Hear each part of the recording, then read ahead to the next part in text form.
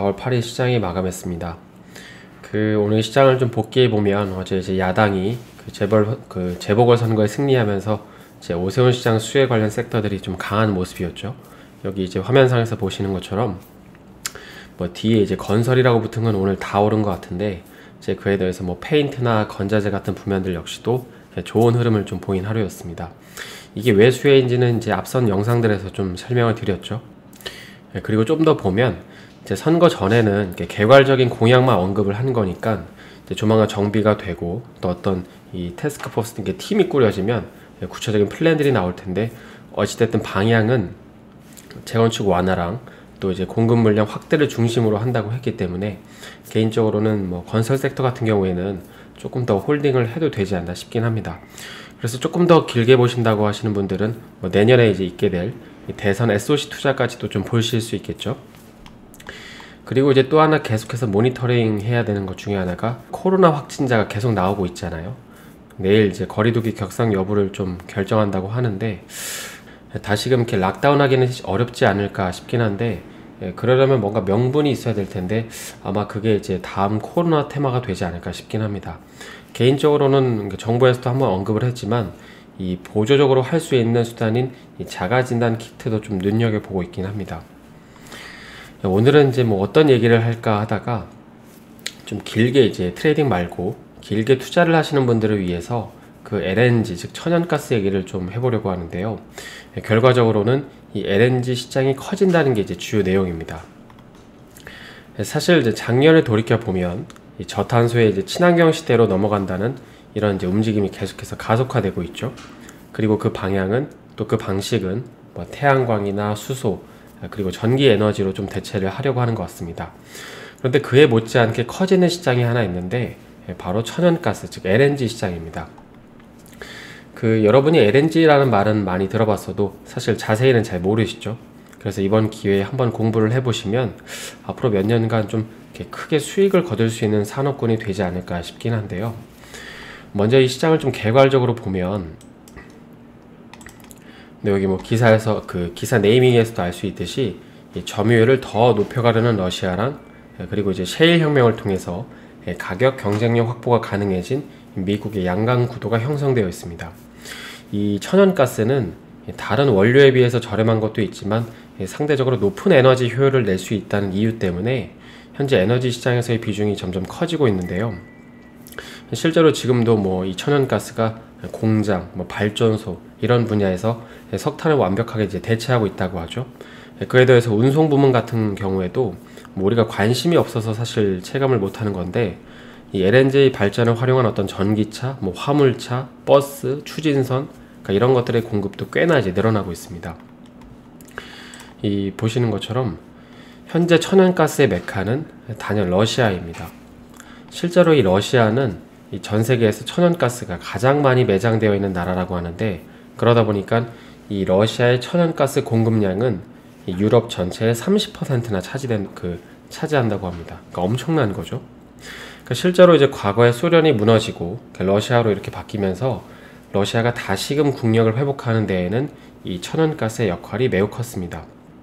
그런데 이제 2010년을 지나오면서 이제 이런 큰 변화를 맞게 되는 건데요. 이제 미국이 갑자기 셰일가스를 이제 막 생산한다고 하면서 이제 미국이 생산하는 LNG 생산량이 상상을 초월할 정도로 증가해버린 것입니다. 국제 정치에 관심이 있는 분들은 아실 수도 있는데, 이제는 사우디아라비아가 미국에다가 원유를 수출하는 게 아니라 이제 사우디아라비아가 미국한테서 이 천연가스를 수입해서 쓴다고 하죠. 그러다 보니까 이 현재 에너지의 이 헤게모니 싸움의 주 종목은 더 이상 석유가 아니라 천연가스가 되어버렸습니다. 천연가스가 이제 갑자기 이렇게 큰 거는 이제 작년부터 조금 얘기가 이제 구체적으로 나오는 이 저탄소 문제 역시도 좀 한몫을 했겠죠. 실제로 천연가스는 이 석유보다도 공해가 더 적기 때문입니다. 그래서 미국이 이제 자기 나라에서 엄청나게 천연가스가 생산이 되니까 굳이 산유국들을 이제 지켜줘야 되는 명분이 없죠. 그래서 석유 보급을 위해서 파견했던 군대를 철수시키기로 결정합니다. 당장 트럼프 대통령만 하더라도 이제 언론에서는 방위비 때문에 이렇게 협박을 한다고 말하지만, 사실 그가 해외에 이렇게 돌아다니면서 실제로 한 일은 미국산 천연가스를 수입하라는 거였습니다. 그래서 여기 보시는 것처럼 이 독일에 주둔하고 있는 미군을 감축하기로 결정한 이유가 이제 결국에는 독일이 가스 수입을 하지 않았기 때문에 내려진 결정이라고 하죠. 그렇기 때문에 미국 입장에서는 굳이 이제 자국 내 돈을 써가면서 군대를 주둔시켜줄 필요가 없는 것입니다. 요즘에는 조금 더 적극적인 행보를 한다고 하죠. 미국이 이제 천연가스의 러시아 사업을 걸고 넘어지면서 이제는 제재를 좀 가하려고 하고 있는 것입니다. 뭐 당장 직관적으로 보더라도 이제 러시아가 유럽에 연결하는 가스관 사업에다가 이 자금을 댄 투자자들에게 제재를 가하겠다고 하면서 사업 중단을 촉구하고 있는 것인데요. 그리고 그렇게 해서 미국은 이제 러시아산이 아니라 자국의 천연가스를 유럽에 대규모로 판매하려고 하는 것입니다.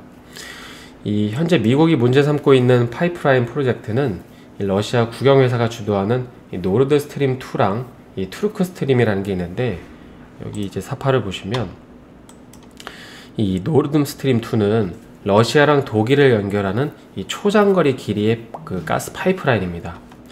그러니까 미국 입장에서는 이 이제 파이프라인이 완공이 되면 이제 유럽 내로 그 러시아의 천연가스가 더 들어갈 거 아니에요?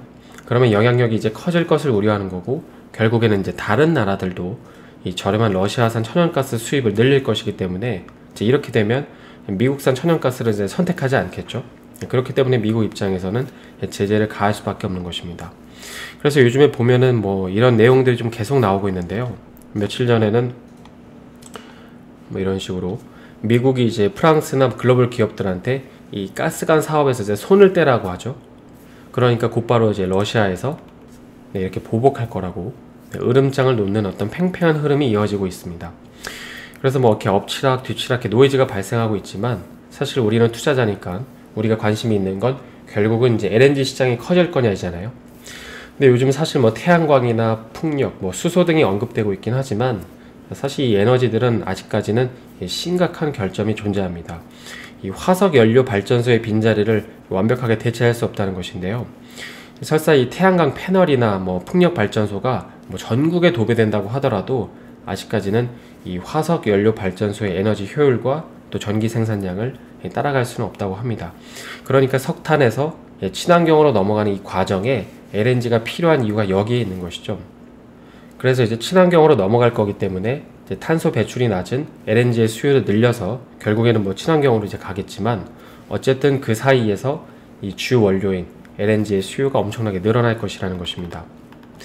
현재 그 국내에 상장되어 있는 천연가스주들을 보면은 뭐 이렇게 LNG를 운반하는 배를 만드는 뭐 삼성중공업이나 뭐 한국조선해양 같은 기업들이 있고, 뭐 그게 아니라면 장비를 공급하는 뭐 두산인프라코어나 뭐 HSD 엔진 같은 기업들도 있습니다.